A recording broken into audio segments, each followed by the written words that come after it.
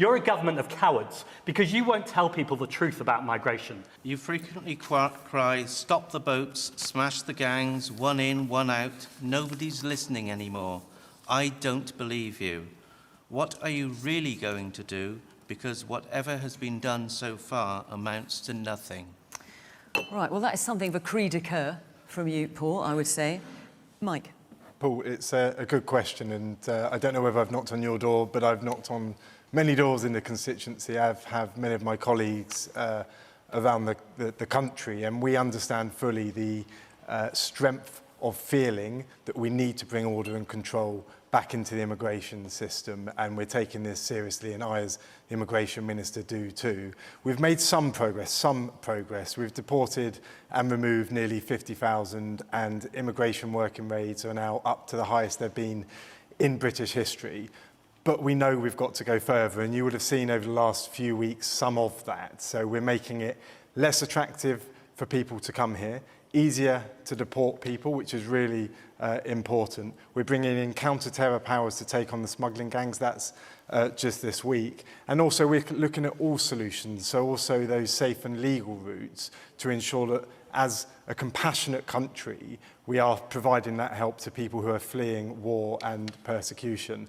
For me, we have to deal with this issue because we need to unite. And you'll hear many opinions here tonight. You'll hear open borders and chaos, and that will feed division. You'll hear measures that are too hard, that punish and that close the doors completely. Again, that feeds division. We want to unite around this so that as a country we can move on and be the fantastic country that we are. I'm a true patriot and I really mean that, and a part of that is bringing that order and control back to the system. Paul, what do you think of that? Yeah, I like the idea of unite. Could we all unite in this problem that we have? Could there be a cross-party coming together to solve the problem rather than just it's your fault, it's my fault, it's your fault? Well, listen, this could be a first. Somehow I'm not sure that's going to happen, Paul, but let's see. Zia, what's your answer to Paul? Well, look, let's just look at what the Labour government has done. Let's look at what the Labour government has done. Over 70,000 people have arrived in the United Kingdom illegally since Labour came to power, 50,000 in the last 12 months. That is up 40% year on year relative to the Tory record, which was already a disaster. And notice the very smart sleight of hand that the Immigration Minister from Labour uses when he talks about 50,000 deportations and removals. Shall we talk about those 50,000, Mike? Go for it. A very tiny fraction of those are actual deportations, i.e. enforced That's removals. Why I said removals. That's why I said so removals. Will you accept then that over half of those 50,000 are what's known by the Home Office as other verified returns, which means the government literally didn't even know they were leaving until after they had left. Okay, do you know what percentage? Okay, Mike, genuine question. Mike, genuine question. What percentage of the people who have come here illegally under Labour have been deported?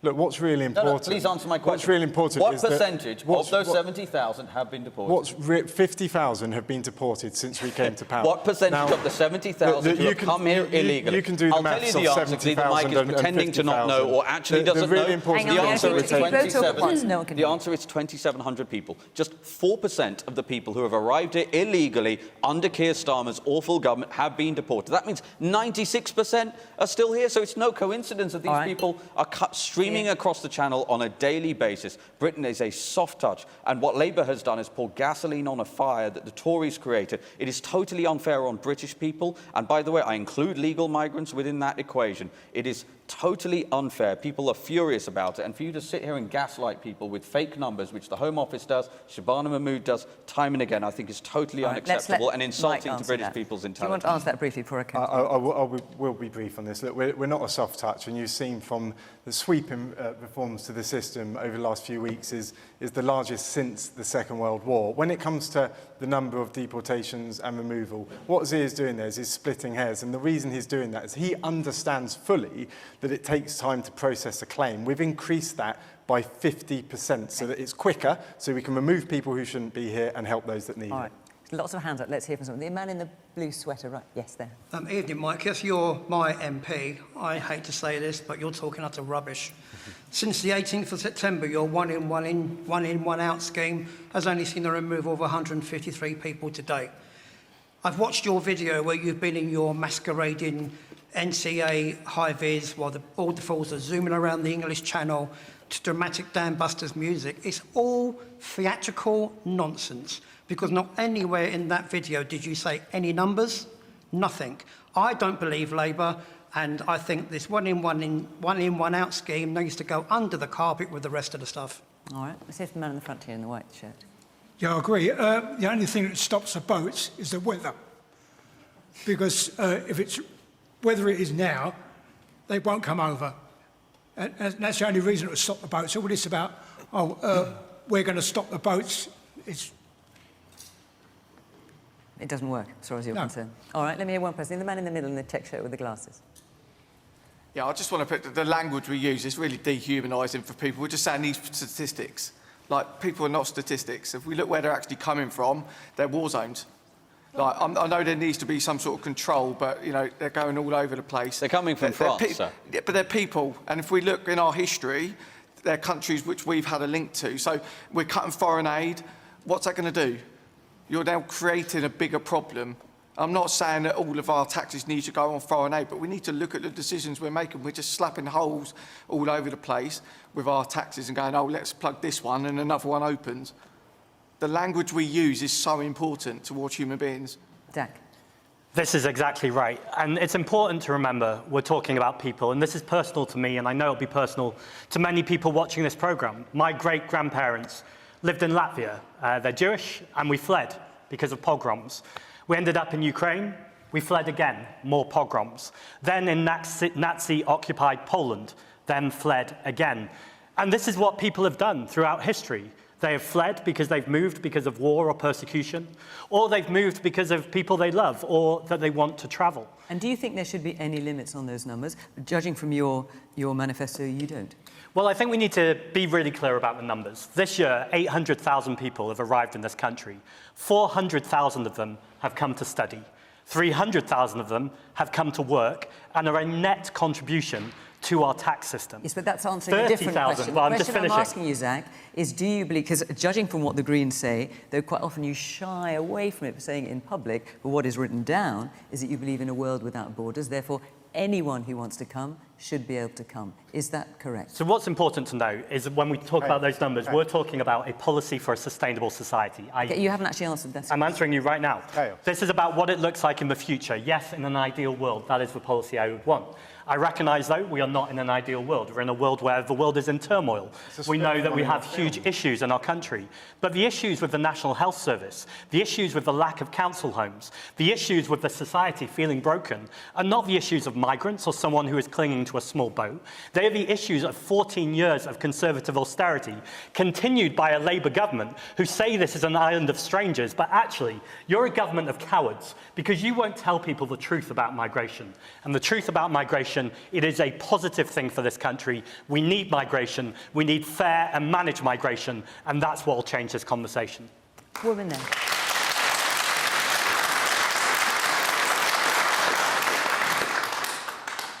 Hello there. I'd just like to ask, it's mainly men coming over.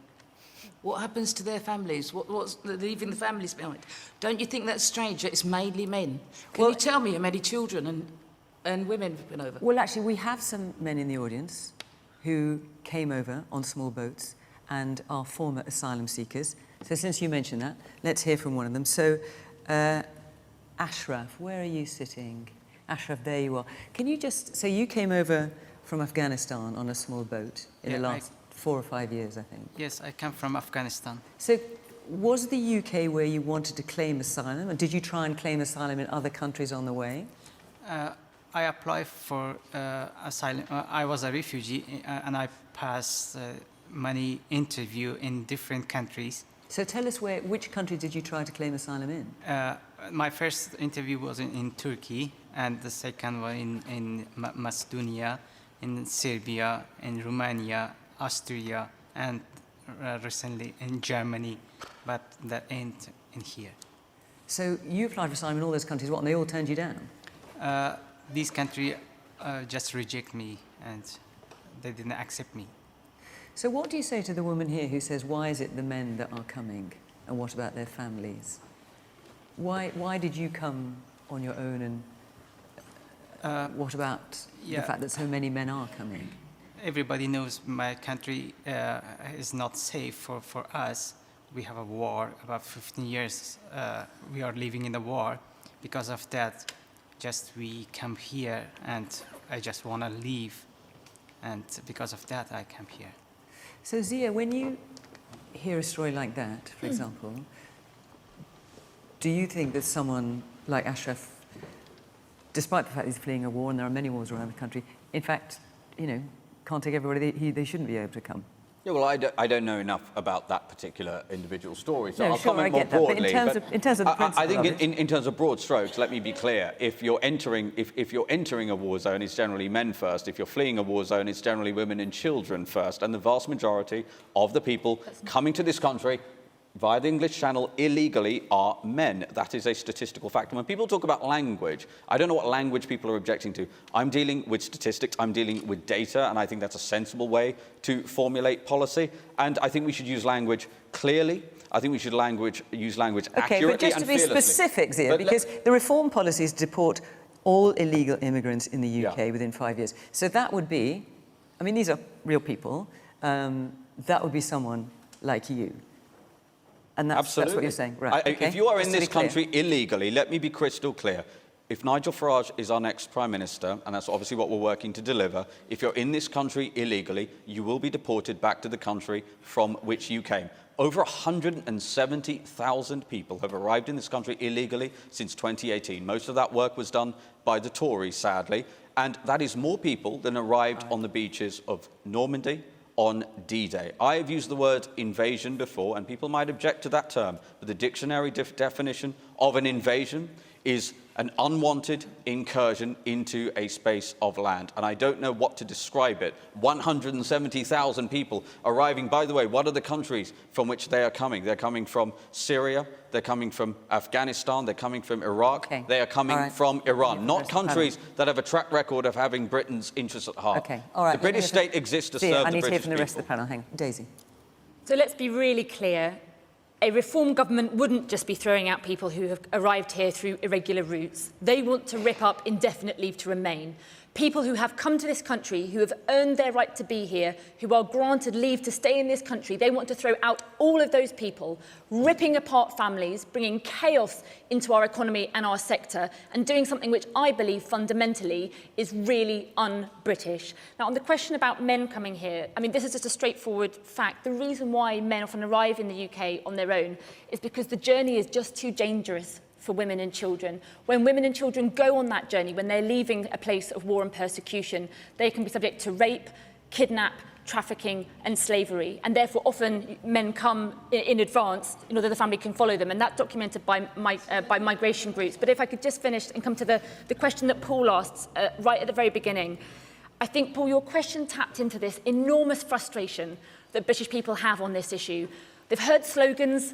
There's been, caps, migration caps that have never been met. There are so many broken promises. And I think the British people, the silent majority of British people are crying out for politicians to come up with practical solutions. Well, let's talk about some of your solutions, Daisy. So one of yours is to set up these big Nightingale centres to clear the backlog and double the number of caseworkers from 2,000 to 4,000 in 6 months.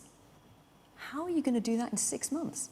But there are lots of caseworkers. Is that remotely realistic? I think it is. There are lots of caseworkers at the Home Office, and many of them have left because of the work pressure. So you're going to find another 2,000 in 6 months? I think there are many people who have left that service who you could bring back to help run this. But look, realistically, what we have to do, rather than just moving people around from hotels to, army centres or wherever it might be, we have got to drive down the backlog. And the way to do that is to rapidly expand the number of caseworkers who can process these applications quickly. So if we recruit these extra caseworkers, get the backlog down, we should then be in a position to stop using hotels in a matter of months. But at the same time, we need safe and legal routes for those who genuinely are fleeing war and persecution, so they can come here in a managed and compassionate way. All wars? All wars? I mean, there are wars going on. I mean, we could list them.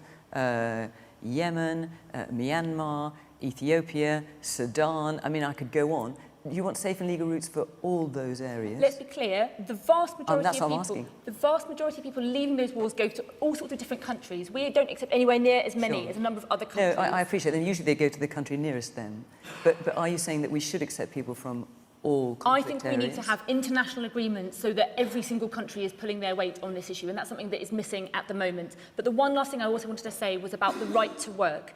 At the moment, because we have people here and it's taking so long to process their claim, they are falling into the clutches of the very criminal gangs that are exploiting this problem. To get them out of the clutches of the criminal gangs, let's give them the right to work if their claim isn't processed within 3 months. They can then earn their way and we can take money out of the hands of the criminals. All right, Kieran, you're sitting here very patient. I'm going to come to you. So a little bit more from our audience. Yes, the man there, you've got a scarf around your neck, I think. I can't quite see. Yes. With the OECD recently releasing a report that says that the government's stringent immigration policies are likely to act as a brake on growth, have the government just scored a spectacular own goal? All right, well, listen, we'll come to that. Let me hear another point here. Yes, man here at the front in the green top. So obviously we don't take as many asylum seekers as many other countries. Countries like Turkey take in so many more than us. Why do we keep on complaining that this is such a big issue when we take in just a small percentage of these people? Kieran? Can I just pick up on the original question from Paul? Because you mentioned one of the slogans that my party had, and we've been in power for 14 years, and we absolutely have got to take a share of the blame for people's cynicism about politicians' rhetoric on this issue. I absolutely accept that. Absolutely, I think, as Zia has quite effectively laid out, Labour are not delivering on this issue and things have got a lot worse. But I just have, Mike, just, let people speak. So I can criticise Labour. Actually, I think you probably don't want to hear that much from a Conservative politician. I know when I say that to people, they say, well, you're in charge and, you didn't fix it. So what I'm really focused on is what is our genuine, concrete plan that I think does represent an overhaul in how we deal with these issues. For example, taking us out of the European Court of Human Rights, I think is absolutely fundamental to allow us to take back control of our borders. No. Too many things that we would like to do, we won't be able to do. For example, if we wanted to send someone back to a country who shouldn't have come here and they don't want to leave, they can say that because the healthcare in the country that we're sending them to isn't good enough, we can't do that. That was clearly never. It's not nonsense. Absolutely true. Article 3 claims that originally were intended to prevent people from suffering from torture and inhumane treatment are now used to say that if you send me to a country where I can't access the healthcare that I need, that counts as inhumane treatment. That's one example. Years, the ECHR has only if I can just finish, Daisy, and then the second point is that actually I think because there is such a level of cynicism about governments around this issue, our policy is to say that MPs directly should be voting on what that cap on migration looks like, so that you're directly in control. In terms of some of the other ideas that the panel have talked about, Fiona, I think you picked up the key point. If you have safe and legal routes, so if anyone that wants to come to this country can come to this country, around the world there are about 100 million people living in displacement, internally or externally. There are 8 million people that want refugee status. We haven't got 8 million people coming to the UK. It's the wrong thing to do to pick. It's the wrong thing to do to pick someone who's got absolutely potentially a valid claim and say that we shouldn't bring in controls because there are some people with legitimate claims. We cannot possibly take all the legitimate claims. All right, well, listen, let's hear that. So you have to then have control and choose who it is that you want to come over to the country. And they never have answers on that problem, never.